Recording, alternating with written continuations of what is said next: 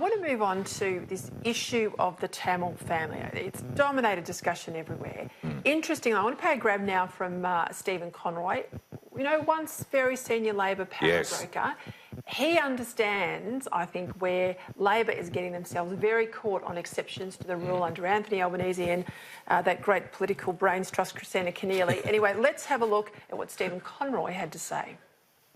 You will set a standard that you have to then be prepared to live by, which is that a family can fail every single legal test under both governments and lose every single case through the High Court, and then because there's a compassionate argument, you then set a new standard. I think this is a dangerous place for the opposition to have put itself in.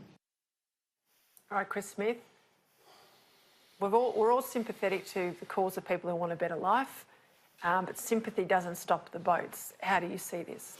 This is a red-hot issue, and it's been red-hot for many days. Stephen Conroy has not been derogatory towards his own party, but he has been very fair in saying you can't have new rules. You can't set down rules where if there's enough media firestorm or if there are enough refugee advocates who can round up a crowd, all of a sudden the rules go out the window. You can't have this. We would love to have those little girls stay in this country. They can't be separated from their parents, but their parents lied. Their parents went through tribunals. They lost, and then they lost again. At the end of the day, if you make an exception for them, others will come over and think to themselves, all I need to do is be really good at rallying the refugee advocates, rallying the people of Australia, get myself a big crowd of people at most of the capital cities, and I'll end up staying as well. We can't allow this to happen. And what it is a real window into what may happen when Christina Keneally may hold a position in Cabinet and make decisions about border security policy.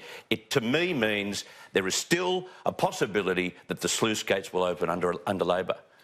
The legal case tomorrow hinges on the youngest child, the 2-year-old, right? Yeah. So Mum and Dad have lost 7 times, including the High Court. Funded by who? Well, you know, look into your pocket. Thank Correct. You. The elder child has also lost out. Yep. The younger child was not party to this action. This is the last throw of the dice for the activists. Now, of course, if she is allowed to remain in Australia by virtue of being born in Australia, she's not under law an Australian citizen. Yes. And if she has to stay, then, of course, the parents and everybody else stays. That turns around the law for anyone else in Australia who should go home but has had children here. It also means if you're out here on a tourist visa, if you're here short term, come here pregnant or you get pregnant, you have a child in Australia, there's your lucky ticket. Happy days, There's your lucky ticket. You know what Scott Morrison used to say? Chris has interviewed him plenty of times, as you have, as I have. He says, you've got to believe in this stuff. You can't just, you know, believe in it some of the time. You've got to believe in it all of the time. And I think the government's saying, you know what, there is no way we're going to allow even a grain of sugar to be on the table to make it look like that, all right, so go there, hide, have a couple of kids and you'll be right. You know, that's not the way it works here. If you float here illegally, if you roll the dice, we've already decided at a number of elections now, no, you don't get to stay here. That's not how the system works. Now, I'd say this, there's something potentially quite remarkable about this. If they're model Australian citizens, if they've fitted in really well... Which then, everyone says they have. OK, take that in face go back, because you can't float here and stay here. Yep. Go back and apply and come back. And surely you've got some brownie points after... Of course you do, Chris. You probably get sponsors out of the council, the Banana Council. Of course you would. He's an abattoir worker and we need abattoir workers. He's got skills. He would get sponsored. Yeah. Well, that's what they should be focusing on. Just get home, we'll look after you, we'll have to put our hands in our pocket maybe, we'll try and do that, and at the same time the sponsors will come through, they'll support you.